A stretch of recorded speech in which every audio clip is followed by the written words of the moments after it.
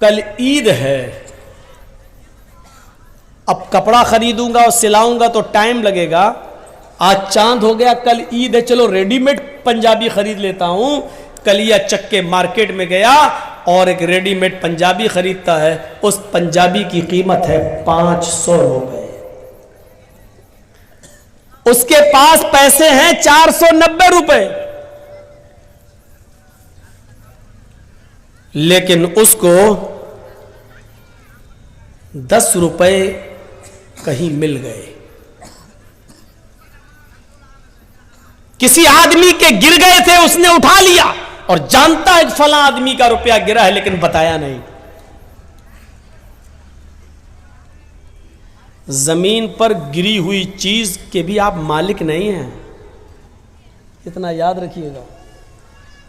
اگر زمین پر گری ہوئی کوئی چیز آپ کو دکھ جائے تو شریعت کا مسئلہ یہ ہے کہ دیکھ لیا، گزر جاؤ، اٹھانا نہیں.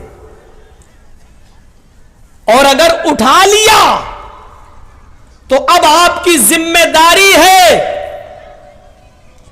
کہ 1 سال تک اس چیز کا آپ اعلان کریں گے، اناؤنسمنٹ کریں گے کہ اگر کسی کی کوئی چیز گر گئی ہے تو وہ ہم سے رابطہ قائم کرے. کتنے دنوں تک؟ 1 سال تک.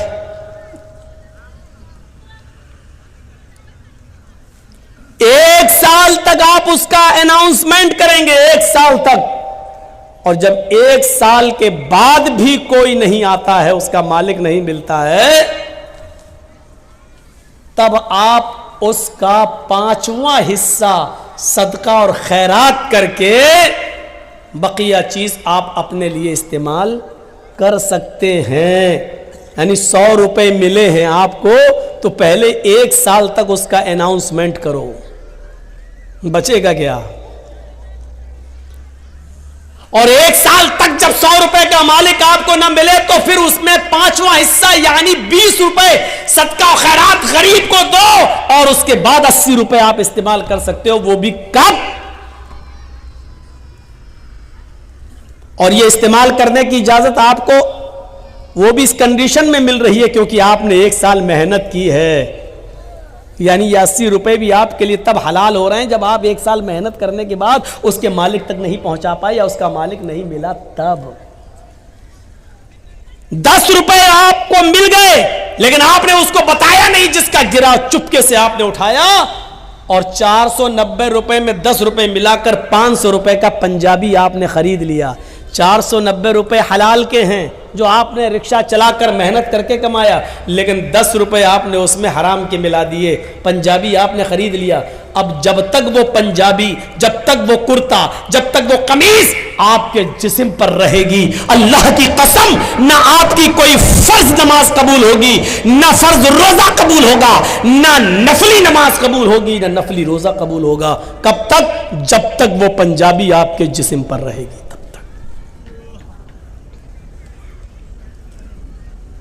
اب سوچئے گا 490 حلال کے ہیں، 10 ہی اس میں ملائے تھے ہم نے، تو وہ قمیض ہمارے لیے حرام ہو گئی.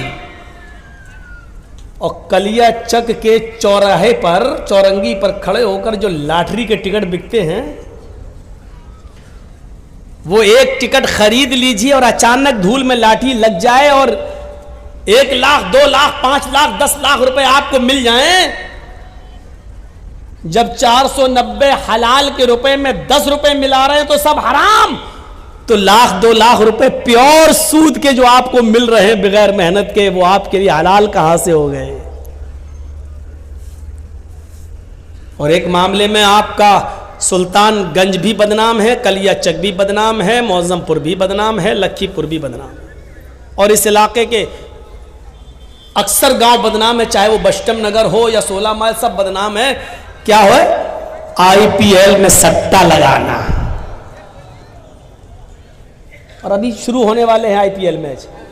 ایک ایک بال پہ سٹا لگتا ہے، ایک ایک بال پر.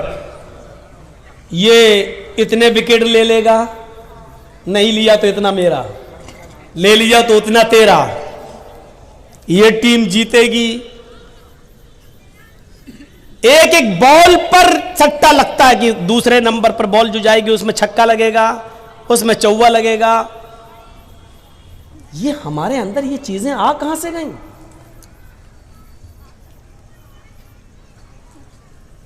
یہ تو پیور ہم نے لگایا.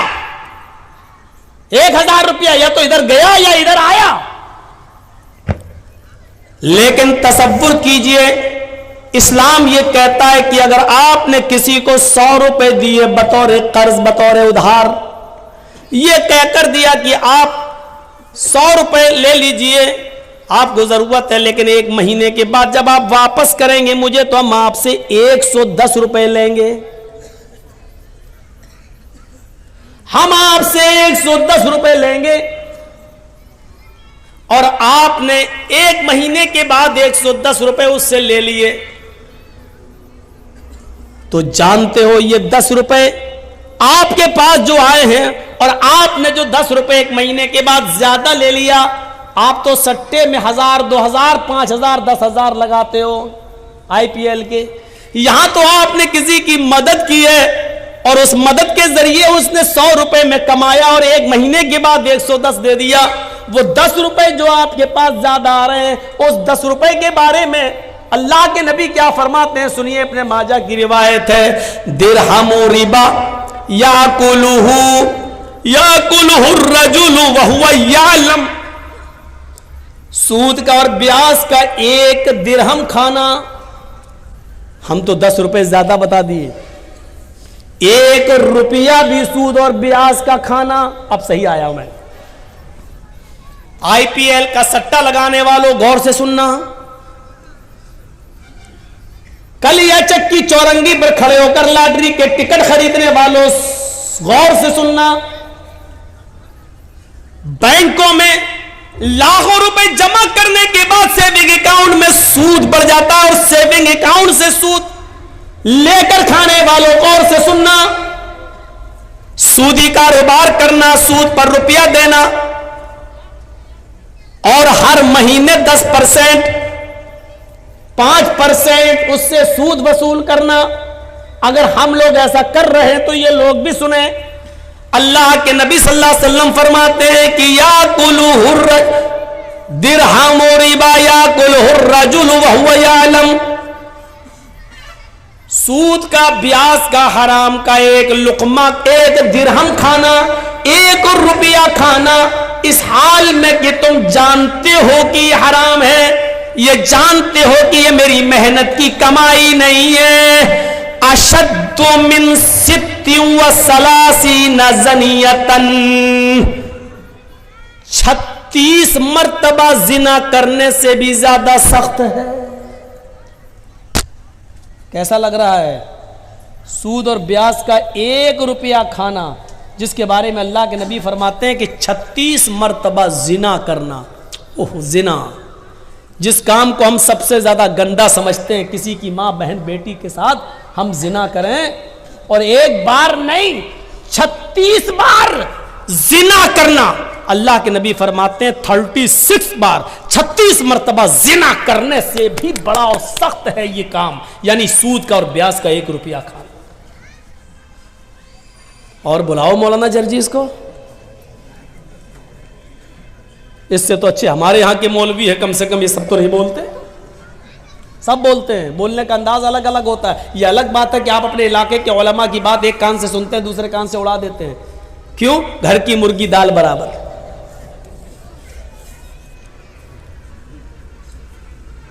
ستی و سلاسین زنیۃً، 36 بار. روح کانپ جائے گی، روح. کہاں ہیں ہم؟ ایک حدیث کے اندر تو یہاں تک اللہ کے نبی صلی اللہ علیہ وسلم نے فرمایا، الربا 72 بابن، ایسرها ان ينكح الرجل امه. سود کے، بیاج کے، حرام مال کھانے کے 72 دروازے ہیں. اسنان 2 70 70 اور 2 کتنے ہو گئے؟ 72। अल्लाह के नबी क्या कहते हैं? और रिबा इस्नान व सबऊन बाबन, सूद के और ब्याज खाने के 72 गेट हैं, 72 दरवाजे हैं, 72 गेट्स। There are 72 गेट्स, 72 दरवाजे हैं सूद और ब्याज के। उसमें सबसे छोटा और हल्का दरवाजा बता रहे हैं अल्लाह के नबी 71, और इससे बड़े बड़े हैं, लेकिन सबसे हल्का दरवाजा क्या है? सबसे हल्का गेट क्या है? सबसे करीब का दरवाजा क्या है? आइसरुहा आयन के हर रजुलुम्महु, सबसे करीब दरवाजा सूद और ब्याज का 72 दरवाजों में यह है कि एक आदमी अपनी सगी मां के साथ निकाह कर ले। सगी मां के साथ निकाह हो जाएगा? मौलाना जर्जी साहब एक लड़के का निकाह पढ़ा रहे हैं, लड़का अपनी मां के साथ निकाह कर रहा है। जर्जी साहब 1,00,000 मरतबा भी पढ़े, या अय्युहल्लज़ीना आमनू तक़ुल्लाह हक़्क़ तुक़ातिही वला तमूतुन्ना इल्ला व अंतुम मुस्लिमून, या अय्युहन्नासु तक़ू रब्बकुमुल्लज़ी ख़लक़कुम मिन नफ़्सिन वाहिदा व ख़लक़ मिनहा ज़ौजहा व बस्स मिनहुमा रिजालन कसीरन व निसाअ। 1,00,000 मरतबा भी कुरान की आयतें पढ़ जाएं, लेकिन इसके बावजूद वो निकाह नहीं होगा, क्योंकि मां लड़के पर हलाल नहीं हो सकती है। अब वो सोच रहा है कि मेरा निकाह हो गया, और रात में वो अपनी मां के साथ हम बिस्तरी करता है, मिलता है, ये सोच करके मेरा तो निकाह हुआ मां के साथ। तो क्या निकाह और निकाह के कलमात पढ़ने के बावजूद, ये कुरान की आयतें पढ़ने के बावजूद, क्या उसकी मां उसके लिए जायज हो जाएगी? नहीं। अगर वो हम बिस्तरी करता है तो ये जिना ही माना जाएगा और हरामकारी मानी जाएगी। तो अल्लाह के नबी कहते हैं कि 1,00,000 बार कुरान पढ़कर निकाह पढ़ा देने के बावजूद मां हराम ही रहेगी। आई सरुहा आयन के हर रजुलुम्महु, कि मां के साथ कोई आदमी निकाह करे लेकिन वो निकाह के बावजूद भी हरामकारी करता है। इसी तरीके से सूद और ब्याज के माल पर चाहे कितनी दुआएं पढ़ के खाओ, बिस्मिल्लाह, तो बिस्मिल्लाह कहने से हलाल नहीं हो जाएगा। सूद और ब्याज बिल्कुल सूअर के गोश्त की तरह होता है। आप लाख कहिए बिस्मिल्लाह अल्लाहु अकबर, लेकिन सूअर हलाल नहीं होगा, कुत्ता हलाल नहीं होगा। सूद और ब्याज की रकम पर कितने ही दुआएं पढ़ डालो, हलाल नहीं होगा। मां के साथ निकाह करते वक्त कितनी ही आयतें पढ़ डालो, लेकिन मां लड़के पर हलाल नहीं होगी। इतनी क्लियर बात हो गई।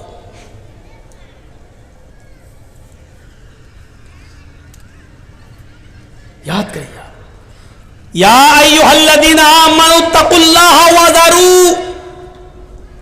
मा बक़िया मिनर रिबा, ऐ ईमान वालों, जो तुमने माल दिया है असल लागत पर और जो बढ़ गया है उस बढ़े हुए माल को छोड़ दो। वज़रू मा बक़िया मिनर रिबा, अल्लाह से डरो और बढ़ा हुआ माल हर हाल में छोड़ दो, हर हाल में छोड़ दो, उसको किसी भी कीमत पर मत लो। ये कुरान कह रहा है, उसको किसी भी कीमत पर मत लो। फ़इल्लम तफ़अलू फ़अज़नू बिहर्बिन मिनल्लाहि व रसूलिही, अगर तुम बढ़े हुए माल को लेने से नहीं रुकते हो, अगर तुम जायद माल उससे नहीं बचते हो, सूद और ब्याज खाना नहीं छोड़ते हो, फ़अज़नू बिहर्बिन मिनल्लाहि व रसूलिही, तो अल्लाह और उसके रसूल से जंग लड़ने के लिए तैयार हो जाओ, अल्लाह और उसके रसूल से युद्ध लड़ने के लिए तैयार हो जाओ। दुनिया में किसने अपनी मां का इतना दूध पिया है जो अल्लाह से लड़ सके और उसके रसूल से लड़ सके? दुनिया में ऐसा कौन सा मां का बेटा है जिसने अपनी मां का इतना दूध पिया है कि वो अल्लाह रब्बुल आलमीन से जंग कर सके और जीत जाए, अल्लाह रब्बुल आलमीन का मुकाबला कर ले? मेरे प्यारे साथियों, तसव्वुर करो, फ़अज़नू बिहर्बिन मिनल्लाहि व रसूलिही, ये अल्लाह फरमा रहा है, कुरान की आयत है कि सूद खाने वालों, जायद माल खाने से बच जाओ, उसको छोड़ दो, किसी भी कीमत पर उसको अपने ऊपर इस्तेमाल मत करो। वो जो बढ़ा हुआ सूद है वो आप ना अपने ऊपर इस्तेमाल कर सकते हैं, ना अपने बीवी बच्चों पर इस्तेमाल कर सकते हैं। अरे उस बढ़े हुए सूद को मस्जिद के चंदे में देने में भी इस्तेमाल नहीं कर सकते हो। अगर اگر کوئی یہ کہے کہ دے دو ہم مسجد کی لیٹرین بنا لیں گے تو بڑا ہوا سود مسجد کے پیشاب خانے اور استنجا خانے اور لیٹرین بنانے کے بھی کام میں نہیں آ سکتا ہے. آپ بڑے ہوئے سود کو مسجد کے لیٹرین اور پیشاب اور پائخانے کے کام میں بھی استعمال نہیں کر سکتے, اس چیز میں بھی نہیں لگا سکتے.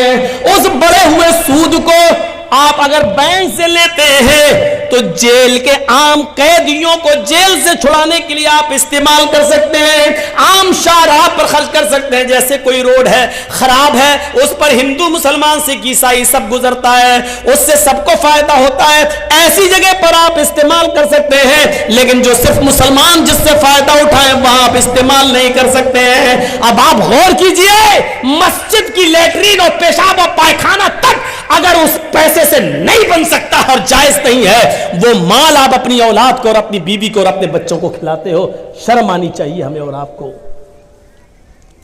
شرم. ایسا سب کچھ کرنے کے بعد اور ہم یہ امید رکھیں کہ قیامت کے دن ہمیں اس کا حساب نہیں دینا ہوگا. مالک یوم الدین, وہ قیامت کے دن کا مالک ہے, ایک ایک چیز پر نظر رکھے ہوئے ہیں. آپ چھپانا چاہو گے تو یہ زمین خود بول دے گی کہ اللہ اس نے میرے سینے پر کھڑے ہو کر یہاں سود کھایا تھا, یہ چورنگی تھی, یہاں سے اس نے لاٹری کا ٹکٹ لیا تھا, اے اللہ اس نے فلاں IPL انڈیا پاکستان کی ٹیم میں اتنے روپے اس نے سٹے میں لگائے تھے. یہ زمین خود گواہی دے گی. اذا زلزلت الارض زلزالها واخرجت الارض اثقالها وقال الانسان ما لها, زمین اپنے اندر کے سارے سینے کو, سارے خزانے کو باہر نکال دے گی. جب زمین میں زلزلہ پیدا ہوگا, جب زمین میں بھوکمپ آئے گا, وقال الانسان ما لها, اور انسان کہے گا اس کو یہ کیا ہو گیا ہے. یومئذ تحدث اخبارا, اس دن یہ زمین اپنے اندر کے ایک ایک چیز کو بیان کرے گی, بولے گی. یہ مت سوچئے کہ زمین کیسے بولے گی, زمین تو بے جان ہے, زمین تو بے جان ہے, کیسے بولے گی. موبائل کیا ہے, جاندار ہے کیا؟ موبائل بول رہا ہے کہ نہیں بول رہا ہے؟ ریڈیو کیا ہے, بے جان ہے کہ جاندار؟ بول رہا ہے. ٹی وی کیا ہے, جاندار ہے بے جان؟ بے جان, لیکن بول رہا ہے. جب سائنٹسٹ اللہ کی دی ہوئی عقل سے ایسی چیز بنا سکتے ہیں کہ بے جان چیز کو بولنے پر مجبور کر سکتے ہیں, تو کیا اللہ رب العالمین قیامت کے دن جس نے سائنٹسٹ کو عقل دی ہے, کیا وہ اس زمین کو بولنے کی طاقت نہیں دے سکتا ہے؟ آج بے جان چیزیں بول رہی ہیں. بندوق میں کارتوس لگا اور چھوڑو تو آج اس کی بھی آواز نکل رہی ہے, بے جان چیز بول رہی ہے. اور یہ سب چیزیں زمین سے پیدا ہوئی ہیں, لکڑی, لوہا, تانبا, انہی کو پلاسٹک, انہی کو توڑ مروڑ کر ٹی وی بنا دی گئی, انہی کو توڑ مروڑ کر ریڈیو بنا دیا گیا, انہی کو توڑ مروڑ کر موبائل بنا دیا گیا ہے. جب زمین سے پیدا ہونے والی ان چیزوں کو بولنے پر مجبور کیا گیا تو زمین کیوں نہیں بولے گی؟ یومئذ تحدث اخبارا, زمین اپنے اندر کے سارے ایک ایک کر کے ساری خبروں کو بیان کرے گی. یہ صورتحال آج ہماری ہو گئی ہے. ہم سٹے لگا رہے ہیں, ہم سود و بیاج کھا رہے ہیں, ہم IPL, اور ایسے ہی لوگ قیامت کے دن سوچئے. بنگال کے کسی جلسے میں تھا میں, تقریر ختم ہو گئی, ذرا اس منظر کو دیکھیے گا. میں اپنا واقعہ بتا رہا ہوں, اپنا. اس وقت میرا ایک چھوٹا بچہ تھا 6 سال کا, آج وہ 7.5 سال کا ہے. 1.5 سال پہلے کی بات بتا رہا ہوں میں آپ کو. تقریر ختم کر کے میں اپنے ریسٹ روم پر جہاں ہم کو ٹھہرایا گیا میں گیا, گھر سے فون آتا ہے رات کے تقریباً 1:30 بجے کہ بچے کی طبیعت تو اس وقت 6 سال کا تھا, طبیعت بہت خراب ہے, سخت فیور ہے, ہاتھ لگا رہے ہیں تو ہاتھ جل رہا ہے. میں نے کہا اس کو جلدی سے لے کے نکلو. پڑوس میں آس پاس ڈاکٹر لیکن دروازہ کھولنے کے لیے تیار نہیں رات کی تاریکی میں. سرکاری ہاسپٹل میں لے جایا گیا اور میں یہی اتر دیناج پور کے علاقے میں اور رات کے 4 بجے تک 4:30 بجے تک برابر رابطے میں رہتا ہوں. اب کیسی طبیعت ہے, اب کیا ہے, اب کیا کنڈیشن ہے. اور جب پتا چلا اور بچے سے بات کی اور اس نے کہا ابو ٹھیک ہے آرام ہے, اور جب گھر سے پتا چلا کہ ہاں ریلیکس آرام مل گیا ہے, اس وقت تک میرے بھائیوں رات کی نیند اڑ گئی. کوئی چیز کھانے اور پینے کا دل نہیں. یہ کنڈیشن کبھی آپ کو بھی اس کنڈیشن سے گزرنا پڑتا ہوگا. آپ کا بچہ اگر رات میں پیٹ کے درد سے کراہنے لگے تو آپ کے رات کی نیند اڑ جاتی ہے, اور اس وقت تک آپ چین اور سکون کی نیند نہیں سو سکتے جب تک کہ اس بچے کے پیٹ کا درد بند نہ ہو جائے. لوگوں نے اس کورونا کال میں اپنے بچوں کے درد کو سمجھا ہے. اس بیماری میں انہوں نے اپنے اور اپنے عزیزوں کو کھویا ہے. وہ جانتے ہیں کہ جان کی قیمت کیا ہے. میرے بھائیوں ذرا تصور کرو, ایک چھوٹے سے بچے کی ہلکی سی بخار کی خبر, فیور کی خبر آپ کو آپ کے رات کی نیند اڑا دیتی ہے, اور آپ کے بستر پر کانٹے چبھنے لگتے ہیں. نرم و گرم بستر بھی آپ چھوڑنے پر مجبور ہو جاتے ہیں. لیکن اس قیامت کے دن کے درد کو سمجھنے کی کوشش کرو. وہی اولاد ہمارے سامنے ہوگی جس بچے کے لیے آج 6 سال کی عمر میں ہم نے رات میں بستر چھوڑ دیا. اس کا ہلکا سا فیور ہمیں سونے نہیں دیتا ہے. لیکن قیامت کا منظر یہ ہوگا, یوم یفر المرء من اخیہ وامہ وابیہ وصاحبتہ وبنیہ. قیامت کے دن انسان بھاگ رہا ہوگا. یوم یفر المرء من اخیہ, اپنے بھائی کو دیکھ کر بھاگے گا. نہیں اس کے سامنے نہیں آؤں گا, یہ مجھ سے ایک نیکی نہ مانگ بیٹھے. یوم یفر المرء من اخیہ, آدمی اپنے بھائی کو دیکھ کر بھاگے گا. وامہ وابیہ, اپنی ماں کو دیکھ کر بھاگے گا, اپنے باپ کو دیکھ کر بھاگے گا. وہ ڈرے گا میری ماں مجھ سے یہ نہ کہنے لگے گی بیٹا دنیا میں نے تجھے اپنا دودھ پلایا, پال پوس کر بڑا کیا, آج تو اپنی ماں کو ایک نیکی نہیں دے سکتا ہے. یہ میری ماں مجھ سے ایک نیکی نہ مانگ بیٹھے, میرا باپ مجھ سے کہیں ایک نیکی نہ مانگ بیٹھے. ایسا نہ ہو. یوم یفر المرء من اخیہ وامہ وابیہ وصاحبتہ وبنیہ, انسان اپنی ماں سے بھاگے گا, اپنے باپ سے بھاگے گا, وصاحبتہ, اور اپنی بیوی سے بھی بھاگے گا. وہ بیوی جو سکون کا ذریعہ ہوتی ہے. انسان دن بھر کا تھکا ہوا آتا ہے اور اپنی بیوی کی آغوش میں جاتا ہے تو دن بھر کی تھکان اس کی اتر جاتی ہے اور اس کو اپنی بیوی سے سکون ملتا ہے. لیکن قیامت کے دن اپنی بیوی کو بھی دیکھ کر اس سے بھاگے گا. وصاحبتہ, اس کو دیکھ کر بھاگے گا. وبنیہ, اور اپنی اولاد کو, اپنے بیٹوں کو دیکھ کر بھاگے گا. وہ بیٹا جس کا ہلکا سا فیور اور پیٹ کا درد ہماری راتوں کی نیند اڑا دیتا ہے, لیکن قیامت کے دن باپ اپنے بیٹے کو دیکھ کر بھاگے گا. نہیں, یہ تو مجھے مروا دے گا, ایک نیکی مانگ لی ہم کہاں سے دیں گے. ذرا تصور کیجیے آپ, میں نے ایک مثال جو آپ نے دی ہے اور آپ اپنے اوپر سوچ کر اور قیاس کر کے ذرا تصور کریں. کہاں ہیں ہم, کس پوزیشن میں ہیں ہم. نفسا نفسی کا عالم. حضرت عائشہ بیان کرتی ہیں یحشر الناس یوم القیامت حفاتا عراتا غرلا. اس حدیث کو سننے کے بعد سب کچھ ہم بھول جاتے ہیں, سب کچھ. آپ کے کلیا چک میں پھر بھی لڑکیاں اور عورتیں کپڑے کچھ ڈھنگ کے پہن لیتی ہیں تھوڑے بہت, لیکن ذرا مالدہ کی طرف چلے جائیے اور پھر دیکھ لیجئے ڈریس 15-20 کلومیٹر کی دوری پر ڈریس کیسی چینج ہوتی ہے. اور پھر تھوڑا سا سلی گڑی اور نیو جلپائی گڑی کی طرف چلے جائیے, ڈریس اور بڑھتی جائے گی. قیامت کے دن جب اٹھے گا آدمی قبر سے تو ڈریس ہی نہیں ہوگی. لیجئے, یحشر الناس یوم القیامت حفاۃ عراۃ غرلا.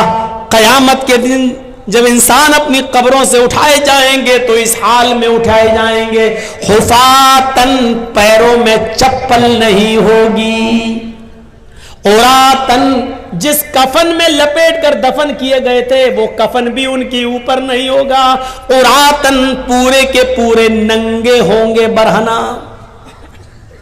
بیٹھ جاؤ بھائی, موبائل ہمارے پاس بھی ہے بھائی صاحب, اسے کہیے آج کل تو کوئی دیکھو سن ہی نہیں رہا وہ آدمی.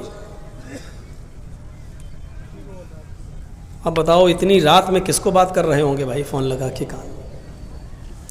ہم دھونے میں بہت مشہور ہیں, ایسا دھوئیں گے کہ پھر کبھی موبائل کان میں نہیں لگا پاؤ گے. اسی میں ہم بدنام ہیں, اور بدنام ہیں کس میں؟ ہم نے اس لڑکے کو نہیں چھوڑا پاکڑ میں, رات کے 1:30 بجے ٹائم ملا, وہ اٹھ کے جا رہا تھا تو ویسے وہ کھیت میں تھا, وہ بات کر رہا تھا موبائل پہ, سے ہماری نظر پڑ گئی اس پر, موبائل پہ بات بھی کرتا جا رہا ہوں, ہونٹ پہ لگ کے چومتا بھی جا رہا ہے. اور جلسے میں ہم نے اس کو نہیں چھوڑا. میرے سامنے اگر یہ سب حرکت کرو گے تو بھائی پھر بچو گے نہیں. وہ دیکھو وہ اٹھ کے بھاگا بیٹھ گیا. کہاں جا رہے ہو, تیری تو شادی بھی نہیں ہوئی, تو کیا کرے گا گھر جا کر. حفاتن, ننگے پیر ہوں گے, عراۃن, ننگے جسم ہوں گے, ان کے جسموں پر کپڑا نہیں ہوگا. غرلن, قبروں سے جب اٹھیں گے تو سب کے سب بنا ختنے کے ہوں گے.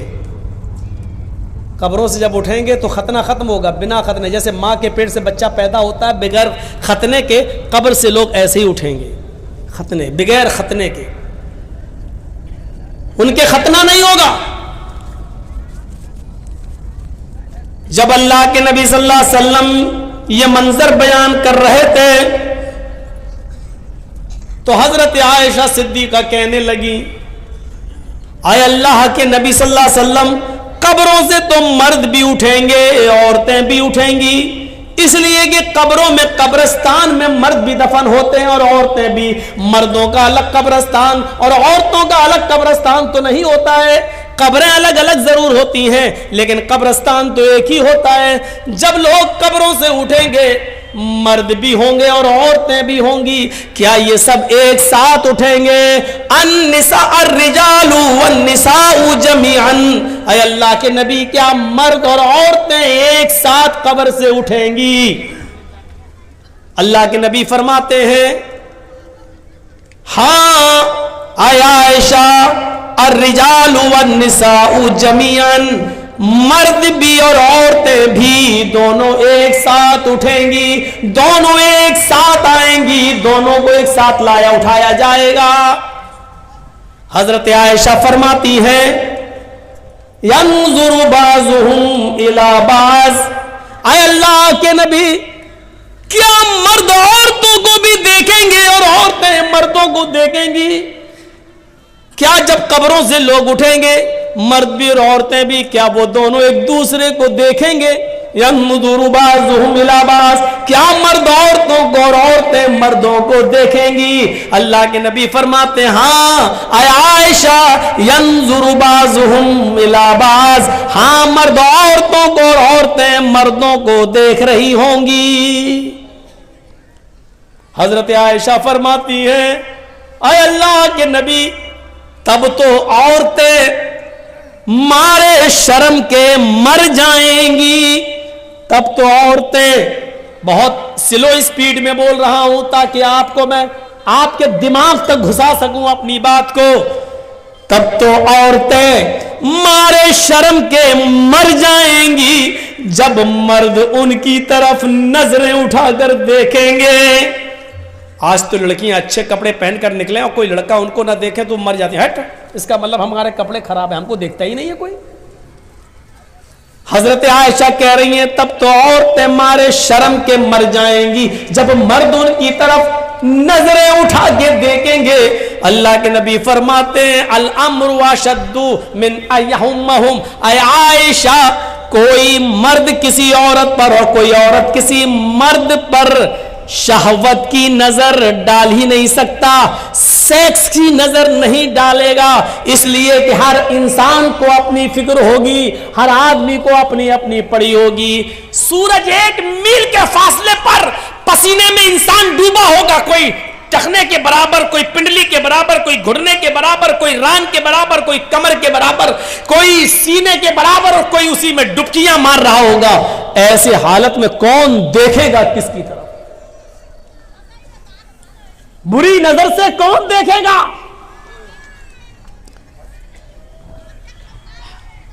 وہ دیکھو مچھلی بک رہی ہے عورتوں کے پنڈال سے. نہیں مان سکتی ہیں عورتیں، اتنا نزدیک آپ ان کا انتظام کر دیتے ہیں بیچاری کا. 1 سال کے بعد تو ان کو سننے کا ملتا ہے. آج تو موقع ملا ان کو سینڈل اور چپل دکھانے کا، ساڑی دکھانے کا، اور یہ بیچاری جلسہ سنیں گی. اور پھر دوسرا اردو والا مولانا. سنیے تمہارے مطلب کی بات کر رہا ہوں. انسان کو کسی اہم چیز سے جوڑ دو، اختلاف ختم ہو جائے گا. یا انسان کو کسی خطرناک چیز سے باخبر کر دو، اختلاف ختم ہو جائے گا. آج ہم مرے مٹے جا رہے ہیں ایک دوسرے کی جان لینے پر. یہ ایک رول بتا رہا ہوں میں آپ کو. مثلا کسی سڑک پر کچھ لوگ گتھم گتھا کر رہے ہیں، لڑ رہے ہیں، مارا پیٹی، چپل اپل اٹھا رہے ہیں، اور اچانک ان کے پاس کوئی آدمی چلا جائے اور کہنے لگے کہ صاحب یہ میرے پاس 100 گولیاں ہیں، 100 کنچے، کنچے سمجھتے ہیں نا، 100 گولیاں ہیں، 100 کنچے ہیں. اس میں ایک کنچا، ایک گولی ریڈ کلر کی ہے، لال کلر، ریڈ کلر کی ہے. میں ان 100 گولیوں کو ہوا میں اچھال کر پھینک رہا ہوں، لیکن لال رنگ کی گولی پر 1 لاکھ روپیہ میں نے انعام رکھا ہے. یعنی جس کو لال رنگ کی گولی ملے گی وہ 1 لاکھ روپے کا حقدار ہوگا، اس کو میں 1 لاکھ روپے دوں گا. اور یہ کہہ کر آپ اس گولیوں کو آپ اچھال دیجیے ہوا میں. اور جیسے آپ اچھالیں گے، یہاں جو جھگڑا کر رہے تھے، گتھم گتھا ہو رہی تھی، مار دھاڑ ہو رہی تھی، وہ سب مار دھاڑ بھول جائیں گے. یہ بھی بھول جائیں گے کہ کس بات پہ ہو رہی تھی. سب ایک دم اس گولی، اور سب کی نظر اس لال رنگ کی گولی پر ہوگی، جبکہ گولیاں اور بھی ہیں وہاں پر، لیکن دوسرے رنگ کی گولیوں کو کوئی نہیں اٹھائے گا. صرف لال رنگ کی گولی پر ٹوٹ پڑیں گے، کیونکہ مقصد کیا ہے؟ اس پر انعام ہے. اس گولی کو اٹھائیں گے تو 1 لاکھ روپیہ ملے گا. دنیا میں بہت سے جنجالوں میں ہم پھنسے ہوئے ہیں. ہماری نظر اگر جنت پر لگ جائے کہ ہمیں یہ کام کریں گے تو جنت ملے گی، اگر اس کو جنت سے جوڑ دیا جائے، جنت کی نعمتوں سے، تو انسان دنیا میں ساری باتیں بھول کر، سارے جھگڑے ختم کر کے اس جنت کو پانے کی فکر کرنے لگے گا. جیسے ایک گولی کو پانے کے لیے وہ ساری گولیاں چھوڑ دے گا، اسی طریقے سے جنت کو پانے کے لیے انسان دنیا کی ساری محبت کو قربان کر دے گا، لیکن جنت کو پائے گا. میرے بھائیوں، لیکن اس جنت کا نقشہ اچھی طریقے سے بتانے والا کوئی ہو، سمجھانے والا کوئی ہو، مائنڈ میں اتارنے والا کوئی ہو. آج کیا وجہ ہے کہ 100 گولیاں پھینکی جاتی ہیں اور لال رنگ کی گولی پر ہماری نظر ہوتی ہے اور گولیاں ہم نہیں اٹھاتے ہیں؟ کیوں؟ کیونکہ لال گولی پر 1 لاکھ روپے کا انعام ہے. ہر آدمی چاہتا کہ ہمیں انعام مل جائے. پھر کیا بات ہے کہ نماز پڑھنے پر جنت مل رہی ہے، روزہ رکھنے پر جنت مل رہی ہے، سود و بیاج اور لاٹری کو چھوڑنا، حرام کمائی کو ترک کر دینے پر جنت مل رہی ہے. پھر کیا بات ہے کہ ہم اس کو لینے کے لیے دنیاوی چیزوں کو چھوڑ نہیں پا رہے ہیں اور جنت کو حاصل نہیں کر پا رہے ہیں؟ میرے پیارے ساتھیوں، وجہ کیا ہے؟ وجہ کیا ہے؟ ابھی یہ لوگ گتھم گتھا کر رہے ہیں. اب دوسری مثال سے سمجھنے کی کوشش کرو. ابھی لوگ لڑ رہے ہیں، گتھم گتھا کر رہے ہیں، ایک دوسرے کو مارنا چاہ رہے ہیں. اتنے میں مولانا جرجی صاحب ایک پٹارا لے کر ان کے بیچ پہنچ جاتے ہیں. کہتے سنو، وہ گئے چپ ہٹ، مارا پیٹی ہو رہی ہے، وہ اس کے بال پکڑ رہا، وہ اس کو چپل مار رہا ہے. जर्जी साहब ने अपना पिटारा खोल दिया और पिटारे में से एक जहरीला सांप निकलता है और वही कूद जाता है, उछलता है। अब आप ये बताइए कि उस जहरीले सांप को देखकर वो गुत्थम गुत्था करने वाले, लड़ने वाले क्या करेंगे? वो अपनी लड़ाई भूल जाएंगे। अरे जब तुम एक दूसरे को मार ही रहे थे तो सांप भी तो सबको मार नहीं आया है, फिर तुम लड़ाई छोड़ के क्यों भाग रहे हो? वो तो तुम्हारा ही काम करने आया है, लेकिन लड़ाई लड़ने वाले एकदम अलग हट जाएंगे, भागेंगे। अब हाँ, आदमी को अपनी जान की फिक्र होगी, वो अब उसको मारना छोड़ देगा, वो इसको मारना छोड़ देगा, वो इधर बचेगा, वो उधर बचेगा। नहीं नहीं नहीं नहीं मेरे प्यारे साथियों, इस दुनियावी झमेलों में बहुत कुछ है। अगर उनके सामने अजाब जहन्नम का तस्करा कर दिया जाए और जहन्नम के अजाब को बता दिया जाए कि ऐसा करोगे तो ये अजाब, ये करोगे तो ये अजाब, फिर इंसान दुनिया में फिर किसी को बर्बाद न करे, फिर अपने आप को जहन्नम से बचाने की फिक्र करने लगेगा। लेकिन शर्त यह कि जहन्नम का मंजर बताने वाला कोई होना चाहिए और माइंड में उतारने वाला होना चाहिए। जर्जी साहब मिसाल तो बड़ी अच्छी दे रहे हैं, लेकिन समझने वाला भी तो होना चाहिए। समझा कहां रहे हैं? आईपीएल में सट्टा लगाने वालों को समझा, किसको रहे हो? कैरम बोर्ड खेलने वालों को समझा, किसको रहे हैं आप? लॉटरी का टिकट खरीदने वाले और सूद और ब्याज खाने वालों को। मेरे भाइयों, नहीं असर पड़ता है। जिस तरह बारिश हो और किसी पहाड़ी के ऊपर बारिश हो और पहाड़ चिकना हो तो पानी बह जाता है, पहाड़ अपने अंदर जज्ब नहीं करता। आज वो चिकने पहाड़ हो चुके हैं, हम तकरीर कर रहे हैं, लेकिन यहां से निकलेंगे हमारी हालत वही होगी। हर इंसान को फिक्र होनी चाहिए अपनी, हर इंसान को फिक्र होनी चाहिए जहन्नम से बचने की, हर इंसान को फिक्र होनी चाहिए अपने आप को बचाने की। शायद आपको याद होगा, और ना याद हो तो मैं आपको लेके चलता हूं सन 1979 की तरफ। आइए थोड़ी सी हिस्ट्री की बात भी कर लेते हैं। सबसे पहला स्काई लैब अमेरिका ने फिजा में छोड़ा था। सबसे पहला स्काई लैब आसमान की बुलंदियों की तरफ अमेरिका ने छोड़ा था। सन 1979 के अंदर, सन 1979 के अंदर 79 में अमेरिका ने पहला स्काई लैब छोड़ा था, जिसका वजन, जिसका वेट 80 टन था। 80 टन।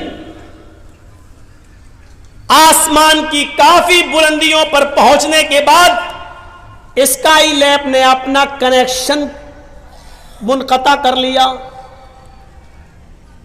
दुनिया के जिस सिस्टम से स्काई लैब आसमान की बुलंदियों पर जा रहा था, उस सिस्टम से वो कट जाता है, यानी स्काई लैब पर इस सिस्टम का कंट्रोल खत्म हो जाता है। अमेरिका ऐलान करता है स्काई लैब से हमारा कंट्रोल खत्म हो चुका है। अब 80 टन का स्काई लैब जमीन के किसी भी हिस्से में गिर सकता है, किसी के भी ऊपर गिर सकता है, वो जमीन के किसी भी हिस्से में आ सकता है। यकीन मानिए 79 को जब ये ऐलान किया जा रहा है, इंडिया भी, पाकिस्तान भी, बांग्लादेश भी, नेपाल भी, यूरोप भी, एशिया भी, हर आदमी परेशान था, हर मुल्क परेशान था।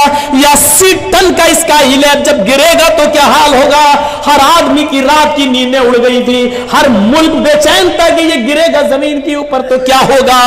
मेरे भाइयों, वो जाना चाहे तो छिपे कहां, क्योंकि स्काई लैब उधर भी गिर सकता था। मेरे भाइयों, एक स्काई लैब के आसमान से, सिस्टम से मुनक़ता हो जाने की खबर को सुनकर पूरी दुनिया बेचैन हो जाती है। एक 80 टन के स्काई लैब को उससे रिश्ता मुनक़ता हो जाने के बाद दुनिया की नींद उड़ जाती है कि स्काई लैब अगर हम पर, हमारे बच्चों पे गिर गया तो क्या होगा। मेरे भाइयों, तसव्वुर कीजिए कि जब एक हल्की सी खबर हमारी रात की नींद उड़ा देती है, तो इस खबर के आगे हमारी नींदें कितनी उड़नी चाहिए कि यवद्दुल मुजरिमु लौ यफ्तदी मिन अज़ाबि यौमइज़िन बिबनीहि व साहिबतिहि व अख़ीहि व फसीलतिहि अल्लती तुवीहि सुम्मा युंजी। क़यामत का दिन होगा, इंसान एक दूसरे के सामने होगा, लेकिन मुजरिम उस दिन ये चाहेगा लौ यफ्तदी मिन अज़ाबि यौमइज़िन बिबनीहि, आज मेरा बेटा जहन्नम में चला जाए लेकिन मैं जन्नत में चला जाऊं। कितनी بھی بڑی خبر ہے، قرآن پڑھتے ہو، ابھی رمضان کا مہینہ آ رہا ہے، تراویح ہوں گی، سن لینا، ایک قاری صاحب آئیں گے اور الف لام میم کے الف سے شروع کر کے 18 20 25 ایک مہینے میں قرآن ختم کر دیں گے. یعلمون تعلمون کے علاوہ ہماری سمجھ میں کچھ نہیں آئے گا. ایک طرف قرآن یہ بھی سن لیا، لیکن ایک طرف یہ بھی سنو، لو یفتدی من عذاب یومئذ ببنیہ، جس بچے کا فیبر اور کھانسی اور پیٹ کا درد ہمیں سونے نہیں دیتا تھا، لیکن قیامت کے دن ہم مجرم ہیں، لیکن ہم چاہیں گے کہ میرا بیٹا جہنم میں چلا جائے لیکن میں بچ جاؤں. اے اللہ میرے بیٹے کو لے لے. لو یفتدی من عذاب یومئذ ببنیہ، فدیے میں لے لے، اے اللہ میرا بیٹا لے لے، جہنم میں ڈال دے، مجھے چھوڑ دے. وصاحبتی وبنی، ایک رات جس عورت کے بنا نہیں رہ پاتے، اے اللہ میری بیوی لے لے اور جہنم میں ڈال دے لیکن مجھے چھوڑ دے. اللہ مجھے بچا لے، اللہ میری بیوی کو لے لے. واخیہ، یہ میرا بھائی ہے، اس کا باپ میرا باپ ایک ہے، اس کی ماں میری ماں ایک ہے، اس کی رگوں میں میرے باپ کا میری ماں کا خون دوڑ رہا ہے، میری رگوں میں بھی میرے باپ ماں کا خون دوڑ رہا ہے. بھائی بھائی کے لیے جان دینے کو قربان ہوتا ہے دنیا میں، لیکن قیامت کے دن وہ بھائی کہے گا اللہ یہ میرا بھائی ہے، اس کو تو جہنم میں ڈال دے لیکن مجھے چھوڑ دے. اے اللہ اس کو جہنم کے اندر پھینک دے لیکن مجھے چھوڑ دے، اللہ اس کو ڈال دے مجھے چھوڑ دے. اور آگے والا جملہ وَفَصِيلَتِهِ الَّتِي تُؤْوِيهِ، اللہ یہ میرا خاندان ہے، یہ میرے چچا، یہ میرے بابا، یہ میرے کاکا، یہ میرے نانا، یہ میرے دادا. اے اللہ یہ میرا خاندان ہے، یہ پورا کا پورا کنبہ، پورا کا پورا قبیلہ، پورا کا پورا گاؤں، پورا کا پورا خاندان تو لے لے، ان کو جہنم میں ڈال دے. ثم ينجی، اسے نجات دے دے، اسے بخش دے، اس کو جنت میں ڈال دے، سب کو جہنم میں پھینک دے. کتنا بڑا اسکائی لیب ہے یہ، ایک ہلکا سا اسکائی لیب 80 ٹن کا، امریکہ اور انگلینڈ، برطانیہ، مصر، جاپان اور فرانس، اسرائیل، عرب، Europe, Asia, India, Pakistan, Sri Lanka اور بنگلہ دیش سب کی نیند اڑا رہا ہے کہ کہیں ہمارے سر پہ نہ گر جائے. میرے بھائیوں کبھی آپ نے سوچا ہے کہ جہنم کا عذاب کہیں ہمارے سر پہ نہ آ جائے؟ کبھی آپ نے سوچا ہے کہیں ہمیں کو جہنم کا عذاب نہ ملے، کہیں مل جائے؟ ہم تصور کریں کہ کہاں ہیں ہم، فکر کی ہم نے؟ قرآن کہتا ہے یا ایھا الذین آمنوا قوا انفسکم واہلیکم نارا، ایمانوں والو تم اپنے آپ کو بھی جہنم سے بچاؤ اور اپنے بچوں کو بھی جہنم سے بچاؤ. اپنے آپ کو بھی جہنم سے بچاؤ اور اپنے بیوی بچوں کو بھی جہنم سے بچاؤ. کتنے لوگ ہیں جو اپنے آپ کو اور اپنے بیوی بچوں کو جہنم کی آگ سے بچا رہے ہیں؟ دنیا کی تگودو میں اور چاہت میں ہم نے اپنے آپ کو برباد کر لیا ہے، لیکن ہم جانتے ہیں کہ ہمیں ملے گا اتنا ہی جتنا ہماری قسمت کے اندر ہے. ہم اس سے زیادہ نہیں پا سکتے ہیں، نہیں مل سکتا ہے ہمیں اس سے زیادہ، ہم پا ہی نہیں سکتے ہیں. یہاں انسانوں کی حالت یہ ہے، آپ کو 20 سال پرانا ایک واقعہ سناؤں. ہمارے علاقے میں نارتھ یو پی کے اندر، نارتھ شمالی یو پی میں، نارتھ یو پی میں اس کے مشرقی حصے میں، یعنی اس کے ایسٹ کے ایریے میں، نارتھ یو پی کے ایسٹ ایریے میں آج سے 20 سال پہلے ایک سیلاب آیا تھا. آج سے 20 سال پہلے پانی کا ایک سیلاب آیا تھا. وہ سیلاب اتنا خطرناک تھا، وہ باڑھ اتنی خطرناک تھی. ذرا غور سے سننا ادھر، یہ سب ہم جہنم کی طرف آپ کو لے کے چل رہے ہیں. ابھی مالک یوم الدین ہی کی طرف ہم چل رہے ہیں. ابھی ایاک نعبد و ایاک نستعین کا نمبر نہیں آیا، اہدنا الصراط المستقیم کا نمبر نہیں آیا، صراط الذین انعمت علیہم کا نمبر نہیں آیا.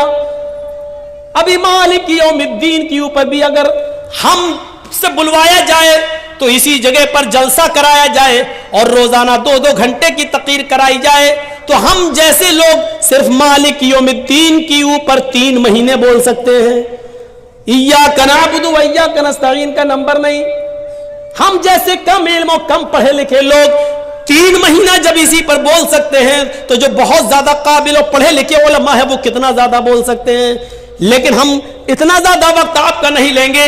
सिर्फ तसव्वुर कीजिएगा, इधर आप अपना दिमाग लगाइए, नॉर्थ यूपी के ईस्ट एरिया के अंदर पानी का एक सैलाब आता है और वो सैलाब इतना खतरनाक था कि कई लोगों को बहा कर ले गया, कई बच्चों को उसने पानी में गर्क कर दिया, मवेशी पानी में बह गए, जितने 4 पैर वाले जानवर थे, भेड़ बकरियां भैंसे गाय, पानी में बह गए और मारे गए। कुछ लोग अपना इलाका छोड़ रहे हैं, कुछ ऐसे हैं जो उसी में फंस गए हैं। ऐसे मंजर को देखे और जब सैलाब थोड़ी देर के लिए रुका, थोड़ी देर के लिए जब सैलाब रुका तो मंजर इतना भयानक था, उस गांव का, बस्ती का मंजर इतना भयानक था कि उस भयानक मंजर को लोग देख रहे हैं कि ये क्या हुआ, ये घर कितना मजबूत था लेकिन आज ढह गया, ये कितना अमीर आदमी था आज उसका माल बह गया। कुछ लोग हैं जो उस सैलाब में फंसे हुए हैं, अपने माल को और अपने बच्चों को अपने समेटे हुए हैं, लेकिन कश्तियां नहीं है, नाव नहीं है, निकल नहीं सकते हैं। इस भयानक मंजर पर एक आदमी की नजर पड़ती है कि पानी में आधे से ज्यादा डूबा हुआ एक पेड़ है, एक दरख्त है जो आधे से ज्यादा डूब गया है पानी के अंदर। लेकिन जब उसने डूबे हुए उस पेड़ पर नजर डाली तो उसकी एक ब्रांच पर, उस पेड़ के एक टहनी से लगा हुआ एक मजबूत टहनी पर एक आदमी बैठा हुआ है और जिस डाल पर आदमी बैठा हुआ है उसी डाल के ऊपर एक खतरनाक और जहरीला सांप भी मौजूद है। सैलाब इतना खतरनाक था, सांप इंसान का दुश्मन और इंसान सांप का दुश्मन। इंसान सांप को देखता है तो फौरन मारने की कोशिश करता है और सांप जब अकेले में किसी इंसान पर हावी हो जाए तो उसको डंक मारने की कोशिश करता है, डसता है। लेकिन हैबत सैलाब की इतनी ज्यादा है कि सांप इंसान को देख रहा है और उसी टहनी पर, उसी डाल पर आदमी सांप को देख रहा है, लेकिन आदमी सांप को नहीं मारता है और सांप इंसान को नहीं डस रहा है। वो जानता है कि नीचे पानी है, अगर ये आदमी गिरा तो ये मरेगा और सांप भी जानता है कि अगर हम गिरे तो हम मरेंगे। इस मंजर को देखकर इंसान न सांप को मार रहा है, न सांप इंसान को मार रहा है। कुछ लोग दूर से इस मंजर को देख रहे हैं। तसव्वुर कीजिए कि सैलाब इतना भयंकर, इतना खतरनाक और इस मंजर को कुछ लोग दूर से देख रहे हैं, लेकिन ऐसे मंजर पर जहां सांप भी इंसान को डसने की कोशिश नहीं कर रहा है, यहां ऐसे दुनिया परस्त और दुनिया तलब लोग और कुत्ते के जानवरों जैसी सिफत रखने वाले लोग ऐसे भी थे जहां आए और इन लोगों से कहने लगे कि तुम सैलाब में फंसे हो, हम तुम्हारी मदद के लिए आए हैं, तुम अपना माल हमारे हवाले कर दो, हम इनकी हिफाजत कर लेंगे और जब तुम्हें इस मुसीबत से छुटकारा मिले तो हम तुम्हारा माल तुम्हें वापस कर देंगे। और इन भोले भाले मुसीबत में फंसे हुए लोगों ने अपना सामान, अपना सोना चांदी जो बचा सके थे, उन्होंने इन लोगों के हवाले कर दिया और ये रफू चक्कर हो गए, लेकर भाग गए। गौर कीजिए, उन मजबूर लोगों की मजबूरी का भी फायदा इन लोगों ने उठाया।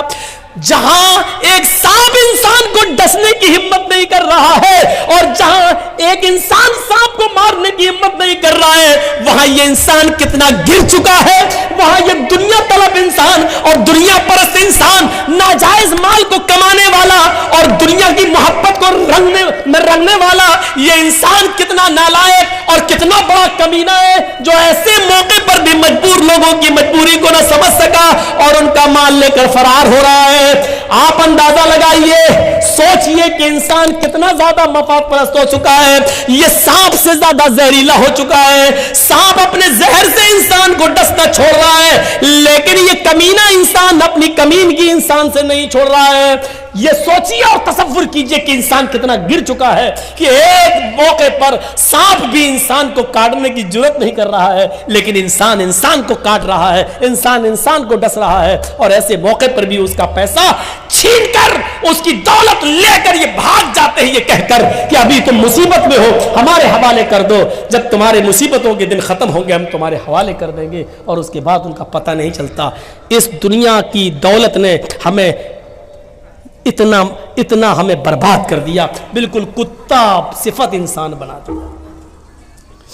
इसीलिए अल्लाह के नबी ने फरमाया, यूशिकुल उमम अन तदा अलैकुम कमा तदा लकलतु अला क़िसतिहा, तुम्हारे ऊपर एक ऐसा जमाना आ जाएगा, तुम्हारे ऊपर एक ऐसा जमाना आ जाएगा कि जैसे भूखे लोग दस्तरखान के ऊपर टूट पड़ते हैं, उसी तरीके से तमाम लोग तुम्हारे ऊपर टूट पड़ेंगे। सहाबा सल्लल्लाहु अलैहि वसल्लम नबी कह रहे हैं, जैसे भूखे लोग दस्तरखान के ऊपर टूट पड़ते हैं, वैसे ही दुनिया सारी की सारी दुनिया तुम्हारे ऊपर टूट पड़ेगी। आप देख लीजिए, ये टूटना ही तो है, ये टूटना ही तो है।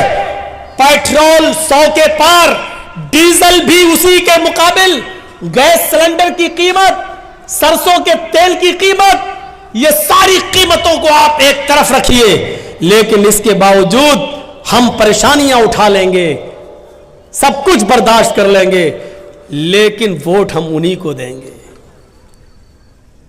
ये क्या है?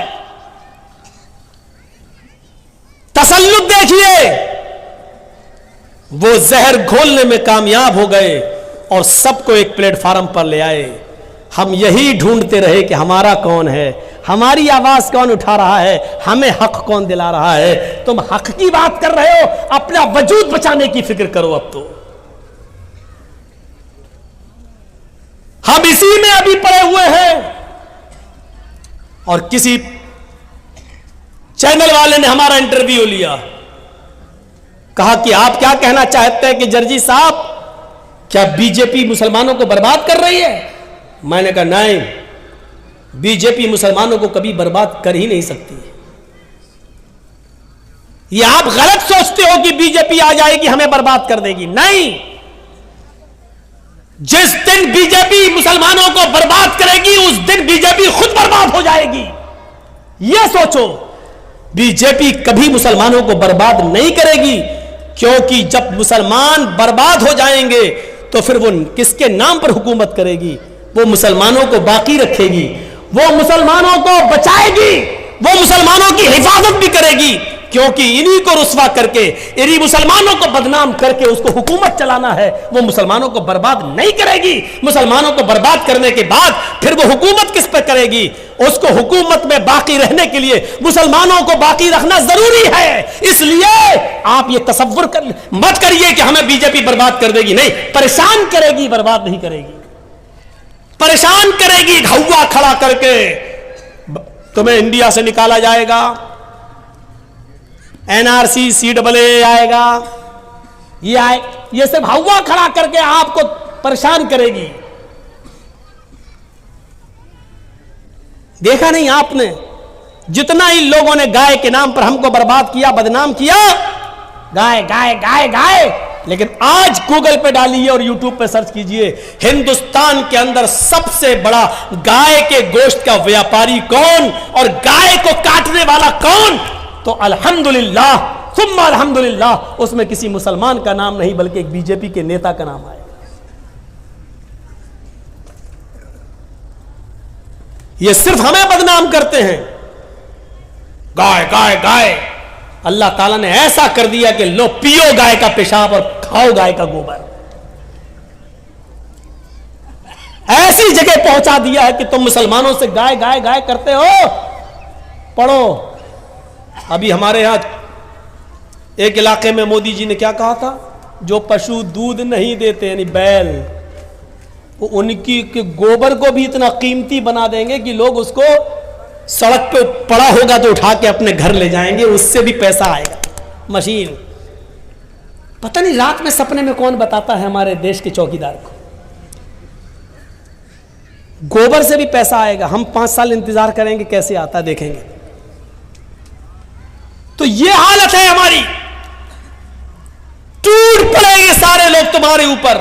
صحابہ نے کہا کیا اس وقت ہم تعداد میں کم ہوں گے؟ اللہ کے نبی نے فرمایا نہیں، اس وقت تم تعداد میں کم نہیں ہوگے، تمہاری تعداد بہت زیادہ ہوگی، لیکن بیکار. جیسے سمندر میں کوڑا کرکٹ پڑا ہوتا ہے، ایک لہر آتی ہے، موج آتی ہے، کوڑا کرکٹ کو بھگا لے جاتی ہے، ایسی دنیا کی ساری قومیں تمہیں جہاں چاہیں گی وہاں لے جائیں گی، جیسے چاہیں گی ویسے نچائیں گی. بنگال والوں، ہمارے اور آپ کے گھر کی لڑکیاں ٹیکا لگاتی ہیں، ٹیکا. اور یہ چیز ہم نے صرف بہار اور بنگال میں دیکھی ہے. یہ غیر مسلموں کی مشابہت ہے.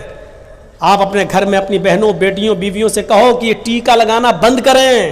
بندی لگاتی ہے یہ. من تشبہ بقوم فہو منہم، جو جس قوم کی مشابہت کرے گا قیامت کے دن اسی کے ساتھ اٹھایا جائے گا. کیا آپ چاہتے ہیں کہ ہماری اور آپ کی ماں، بہن، بیٹیاں کل قیامت کے دن غیر مسلموں کے ساتھ اٹھائی جائیں؟ دنیا، اللہ کے نبی سے پوچھا، یہ کہاں فرمایا کہ ایسا کیوں؟ کہ حب الدنیا و کراہیت الموت، اللہ رب العالمین دنیا کی محبت تمہارے دلوں میں ڈال دے گا. آج دنیا کی محبت ہمارے دلوں میں ڈال دی گئی ہے. کہیں سے بھی ملے مال، بس مال آئے، اور جتنا آئے وہ ہم تک رہے، ہم آپ کو نہیں دیں گے. اس دنیا کی ہرس نے اور لالچ نے ہمیں بالکل کتا بنا دیا ہے. ہمارے اور آپ کے گاؤں میں ایک بیل مرا پڑا ہے، ایک بیل مر گیا ہے. سنیے ایک مثال، ایک بیل مر گیا ہے اور اس مرے ہوئے بیل کے پاس ایک کتا آیا ہے اور اس مرے ہوئے بیل کا گوشت نوچ نوچ کے کھا رہا ہے. اس مرے ہوئے بیل کی بدبو دوسرے کتوں کو لگی، دوسرے کتے بھی اس مرے ہوئے بیل کا گوشت کھانے آ رہے ہیں، لیکن یہ کتا جس نے سب سے پہلے اس بیل کے گوشت پر منہ مارا، وہ کتا جب دوسرے کتے کو آتا ہوا دیکھتا ہے تو بھونکتا ہے، اپنا دانت دکھاتا ہے، اپنا پیر اٹھاتا ہے اور بھونک بھونک کر اس کتے کو وہاں سے بھگا دیتا ہے. اس کتے سے پوچھو کہ تو کتنا گوشت کھا لے گا؟ 2 کلو، 3 کلو، 4 کلو، زیادہ سے زیادہ 5 کلو، لیکن یہاں تو 3 کنٹل ہے. مرا ہوا بیل، اس کا وزن 3 کنٹل ہے، تو کتنا کھا لے گا؟ 2 کلو، 3 کلو، 4 کلو، زیادہ سے زیادہ 5 کلو. لیکن کتے کو یہ گوارا ہے کہ بقیہ گوشت بیکار ہوتا ہے، ہو جائے، لیکن دوسرے کتے کو ہم نہیں کھانے دیں گے. آج یہی صفت ہمارے اندر آ گئی ہے. یہ سننا پڑے گا تمہیں نہیں، تمہارے باپ کو بھی سننا پڑے گا.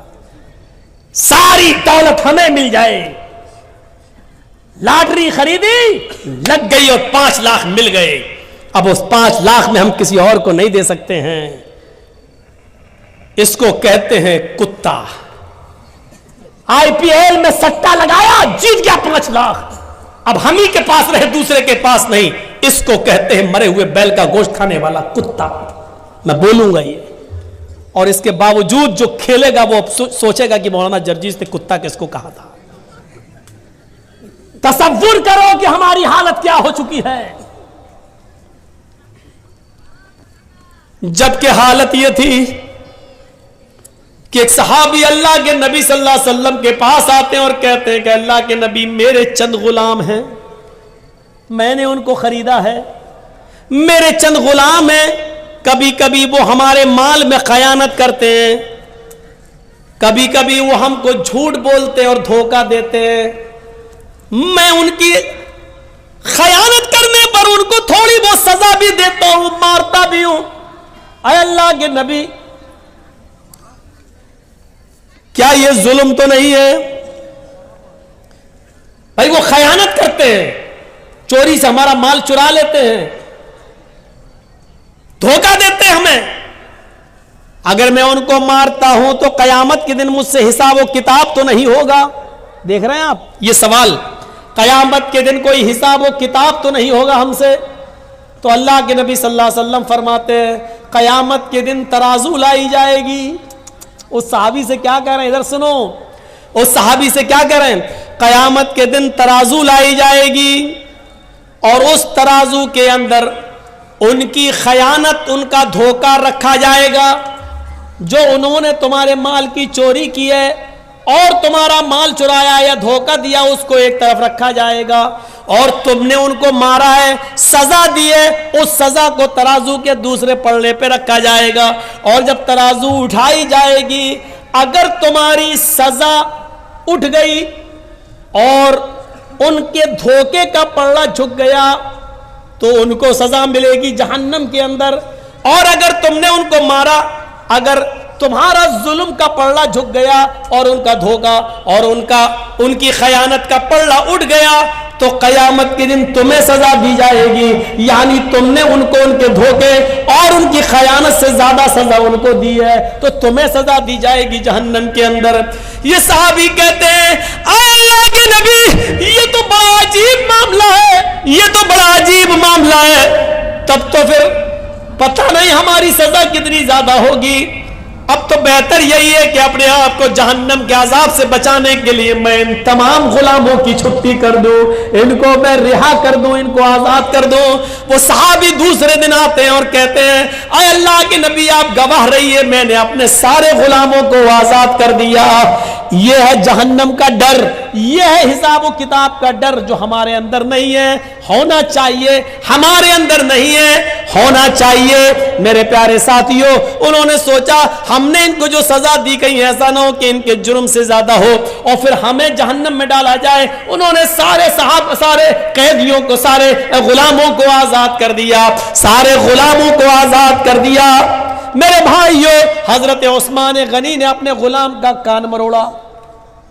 ایک دن کہنے لگے ادھر آؤ, میں نے ایک دن تمہارا کان مروڑا تھا, آج تم بھی اپنا بدلہ لے لو. قیامت کے دن میں بدلہ نہیں دے سکتا. اس غلام نے کہا نہیں, آپ آقا ہیں, آپ ہمارے مالک ہیں, ہم آپ سے بدلہ نہیں لیں گے. امیر المومنین نے کہا نہیں نہیں, تمہیں انتقام لینا ہوگا. انہوں نے کہا تم میرے مالک ہو, میں کیسے انتقام لوں, آپ کو کیسے کان مروڑوں. حضرت عثمان غنی کہتے ہیں جاؤ, میں نے تمہیں آزاد کر دیا, آج کے بعد تم میرے غلام نہیں ہو, کیونکہ اس سے تم رہو گے میں پھر کسی غلطی پر تمہارا کان مروڑ دوں گا. ایسا نہ ہو کہ قیامت کے دن اللہ رب العالمین مجھے اس کا بھی حساب دینا پڑے. انہوں نے اپنے غلام کو آزاد کر دیا. میرے پیارے ساتھیوں, ایک صحابی وہ تھے جو نماز پڑھنے لگے اور نماز ہی کے اندر ان کا خیال ان کے باغ میں چلا گیا.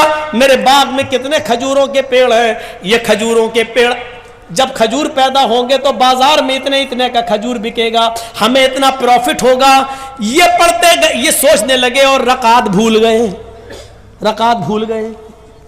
4 رکعت والی نماز یا تو 3 پڑھ لی یا 5 پڑھ لی, بھول گئے. وہ آئے کہنے لگے کہ اللہ کے نبی صلی اللہ علیہ وسلم ایسا ہو گیا ہے. آپ نے کہا ہو جاتا ہے, کبھی کبھی بھول چوک ہو جاتی ہے. لیکن اس صحابی نے سوچا کہ اس باغ کی وجہ سے, جو کھجوروں کا باغ ہے, اس باغ کی وجہ سے میرا دماغ بٹ گیا ہے, اس کی پیداوار پہ چلا گیا ہے. یہ باغ رہے گا تو میں بار بار سوچتا رہوں گا اور میں نماز میں بھولتا رہوں گا. یعنی نماز میں زیادہ دماغ نہیں لگے گا, باغ کی طرف دماغ لگے گا. آتے اور اللہ کے نبی سے کہتے ہیں کہ اللہ کے نبی, میں اپنا پورا کا پورا باغ صدقہ کر رہا ہوں, خیرات کر رہا ہوں, میں اس باغ ہی کو نہیں رکھوں گا جو نماز میں ڈسٹرب کرتا ہے. جو باغ کو ہی کو ہم اللہ کے راہ میں صدقہ و خیرات کر رہے ہیں, اس کو غریبوں اور مسکینوں میں اس کے پھل بانٹ دو. ہمیں نہیں چاہیے ایسا باغ جو قیامت کے دن اللہ کے سامنے ہمیں اس کا جواب دینا پڑے, اللہ کے سامنے اس کے جواب ہم دے ہو جائیں. یہ باغ ہمیں نہیں چاہیے جو بار بار ہماری رکعتوں کو بھلوا رہا ہے. میرے بھائیوں, یہ تھے جہنم کے عذاب سے ڈرنے والے اور قیامت کے دن کی فکر کرنے والے. یہ لوگ تھے حساب و کتاب سے ڈرنے والے. مالک یوم الدین, وہ قیامت کے دن کا پورا مالک ہے اور اس دن ہمیں حساب و کتاب دینا ہوگا اس رب کے سامنے. 1.25 گھنٹے کی اس تقریر کے بعد, کل تو مجھے 10:30 بجے ٹائم مل گیا, آج مجھے 11:30 پہ آپ نے ٹائم دیا, جبکہ کہا یہ گیا تھا کہ 11 بجے دے دیں گے, لیکن پھر بھی لیٹ کر دیا. بنگال میں عام طور پر جلسے 12 اور 12:30 بجے سے زیادہ نہیں چلتے, آج تو پھر بھی 1:15 بج گیا ہے. تو میرے پیارے ساتھیوں, اس سے زیادہ جلسہ ہونا بھی نہیں چاہیے, لیکن ابھی آپ بیٹھیے گا, جائیے گا نہیں. میں ایک بات اور سنا دیتا ہوں آپ کو, اور وہ بات کیا ہے, تصور کیجئے کہ وہ کیا جذبہ تھا.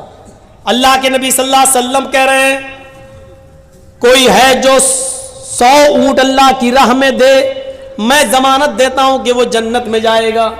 عثمان غنی اٹھے کہتے ہیں کہ 100 اونٹ میں دے رہا ہوں۔ آپ نے کہا لوگوں عثمان نے 100 اونٹ دے دیے، عثمان کے علاوہ کوئی ہے جو 100 اونٹ اور دے؟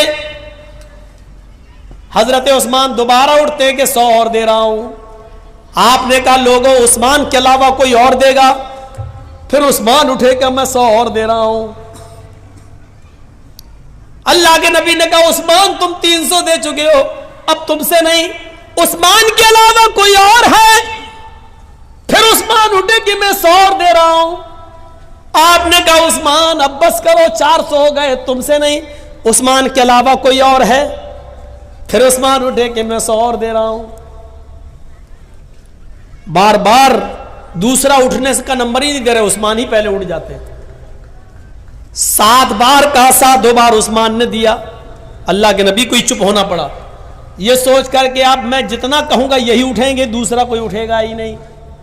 تو آپ نے فرمایا لوگوں 700 اونٹ دے کر عثمان نے آج اتنا بڑا نیک کام کیا ہے، اتنا بڑا نیک کام کیا ہے کہ اللہ نے ابھی جبریل کو بھیج کر فرمایا عثمان سے کہہ دو ما ذرہ عثمان، ما ذرہ عثمان، ما ذرہ عثمان، ما عمل بعد اليوم قط۔ اے عثمان آج کے بعد اگر تو ایک بھی نماز نہ پڑھے گا، ایک بھی نیک کام نہیں کرے گا، پھر بھی اللہ تجھے جنت دے کر رہے گا۔ اتنا بڑا نیک کام، صدقہ و خیرات کا معاملہ دیکھ رہے ہیں، اسی سے تو جنت ملتی ہے۔